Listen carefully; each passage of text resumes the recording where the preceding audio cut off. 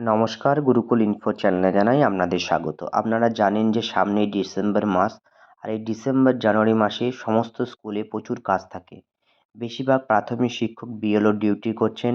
School খুবই কঠিন পরিস্থিতির মধ্যে দিয়ে চলছে। তারপর যদি বার্ষিক ক্রীড়া প্রতিযোগিতা চলে আসে, সেক্ষেত্রে আরও কঠিন পরিস্থিতি তৈরি হয়ে যাবে। যাই হোক, সামনেই যদি পরীক্ষা আরম্ভ হয়, তাহলে কিন্তু অনলাইনে একটি বড় ধরনের কাজ আমাদের প্রতি বছরের মতোই করতে হবে। এই ভিডিওতে আজকে এমন একটি তথ্য আপনাদের সামনে শেয়ার করব, যে কাজটি করে থাকলে আগামী ডিসেম্বর মাসে কাজের প্রক্রিয়াতে অনেকটা এগিয়ে থাকবেন। যাই হোক, বেশিরভাগ বিদ্যালয় কিন্তু দ্বিতীয় পর্যায়ক্রমিক যে মূল্যায়ন, সেই মূল্যায়নের সমস্ত ধরনের মার্কস আশা করা যায় এন্ট্রি করে ফেলেছেন। এখন যেহেতু দ্বিতীয় পর্যায়ক্রমিক মূল্যায়নের পরীক্ষা হয়নি, তাই এসএমএস পোর্টাল একদম সক্রিয়।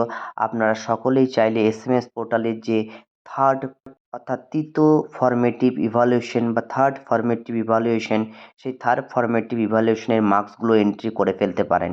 এটা করে থাকলে পরবর্তীতে যখন থার্ড সাবমেটিভ বা থার্ড পর্যায়ক্রমিক লিখিত পরীক্ষা হবে, তখন তাড়াতাড়ি আপনার মার্কসগুলো এন্ট্রি করে ফেলতে পারবেন এবং বিসিও বা বিহেভিয়ারাল কগনিটিভ আউটকামস শেষে ডেভেলপমেন্ট পার্সোনালিটি লাইফ স্কিলের নাম্বারগুলো এন্ট্রি করে বা গ্রেডগুলো এন্ট্রি করে আমরা খুব সহজেই ডিসেম্বর মাসে ছাত্রছাত্রীদের হাতে নতুন মার্কশিট তুলে দিতে পারবেন। যাই হোক, ভিডিও থেকে এইটুকু তথ্য শেয়ার করলাম। সকলে ভালো থাকুন, সুস্থ থাকুন। ধন্যবাদ।